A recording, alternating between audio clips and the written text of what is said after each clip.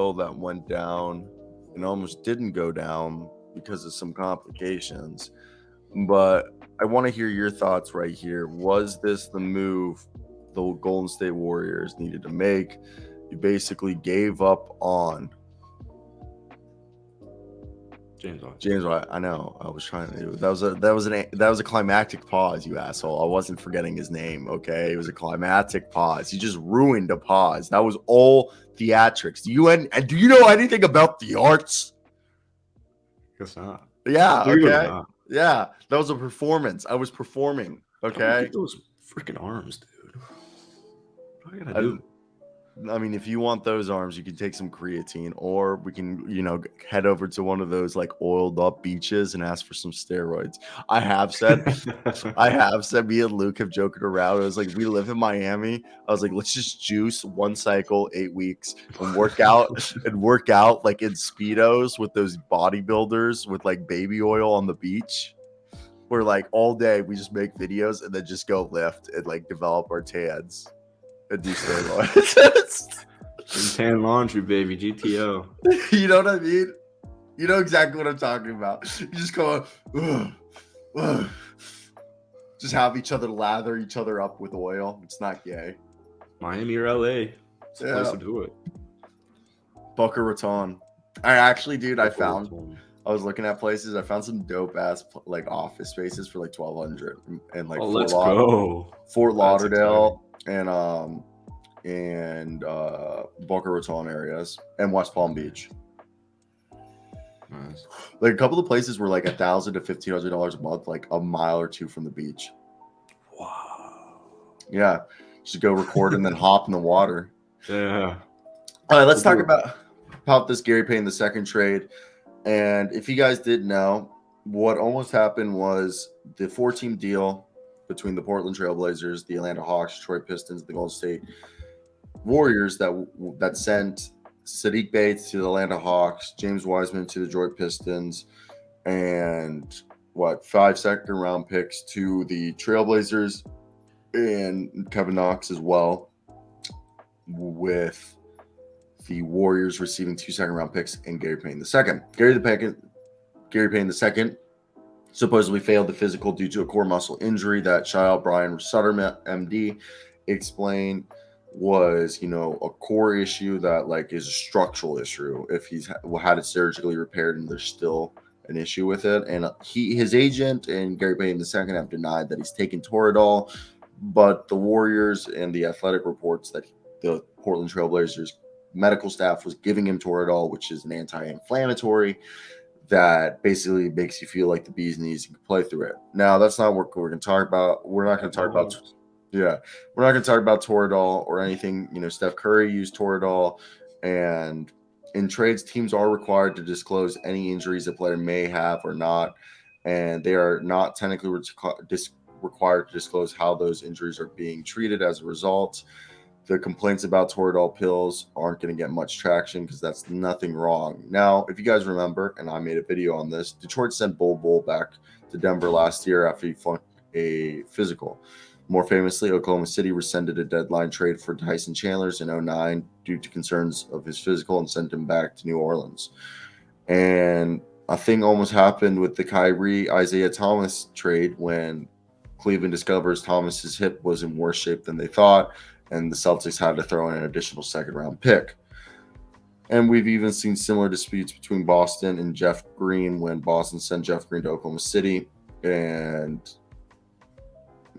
or it was vice versa. Oklahoma City sent Boston, and then he had to have a season injury. But either way, nothing was the team, the Warriors accepted Gary Payton II. We don't know if he's going to miss 2 or 3 months like they said, or if he's just going to play through the pain. Do you think... 2 questions right here. We can talk about Saddiq Bey and the rest of the guys, but the 2 big guys are Gary Payton II and James Wiseman. Does going all in worth it? Does Gary Payton II move a needle, healthy or not? And 100%. James Wiseman, 5 second-round picks. Yeah, he's exactly what they needed. Wiseman, it just didn't work out.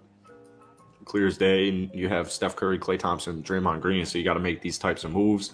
They wanted to hold on to Gary Payton, but because of luxury tax reasons, they couldn't. So I love the move. I don't know if he'll play this year. Either way, the situation is fishy. I was not a fan of Bob Myers' press conference yesterday. What did he say?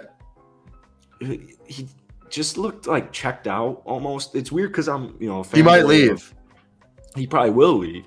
His contract expires with Bob Myers after the season, and they haven't given an extension. If I had to make an assumption from yesterday, I would say 100%.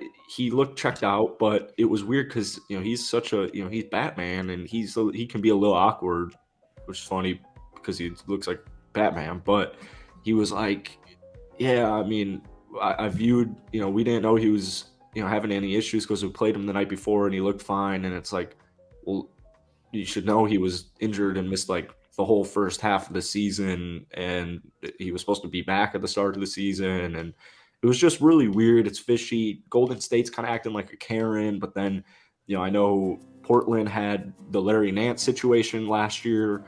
It's just it's weird because I'm like, I'm on Blazer Twitter and I'm on Warrior Twitter, and they're both kind of going at each other, and that whole situation is weird. But as far as the actual trade goes down, it was a beautiful trade, I think, for every team involved.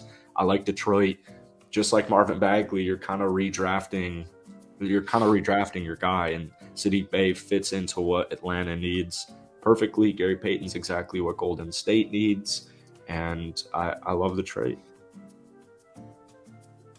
I know they saved $30 million by trading James Wiseman. It's a big dollar sign. But does James Wiseman being traded say something about the Warriors? What do you mean? That maybe they're not as good at developing players as we thought they were. That maybe they got lucky. With Mark Jackson? Nah, but like with Kevon Looney, Draymond Green, Klay Thompson, Steph Curry. All right. It's hard to be perfect. I think they were trying to trade Moses Moody too this deadline. Well, I think that's more based on we don't have any time. They don't have any squares to spares. There's no. What happened to the two generations, the two eras? Well, you still have Kuminga, and you still have Moody, and you still have Ryan Reynolds. But did they give up on the two eras? My point with Wiseman is I think they made a mistake. They could have very different players that would have been much better for their future dynasty, but James Wiseman didn't fit Warrior basketball, man. They tried it. What if they can't develop big guys? Well, that's fine because I have the most reliable big man in basketball, the most underrated, reliable big man in basketball named Mr. Kevon Looney. And JaMychal Green is holding the fort down. He's healthy. No one's 100% perfect. So I'm not worried about Golden State's evaluation of talent. But I can understand the skepticism for maybe this could be the last rodeo, or maybe they have 2 years max. No, I understand that. For me, the big thing is like, they talked about this whole, there's two eras now, the young guys and the old guys. We're never going to trade the young guys. And then they were, I don't know, like I understand that you're trying to win and stuff, but it's a business. Yes, I get it. But it's a business. You got to make business decisions. Sometimes you got to lay people off. James Wiseman never. And I know that center is the easiest position to go by committee. Especially when you got Trey. So. All right, let's pivot right here. And I would like to do, I do this on my personal channels. Basically, this is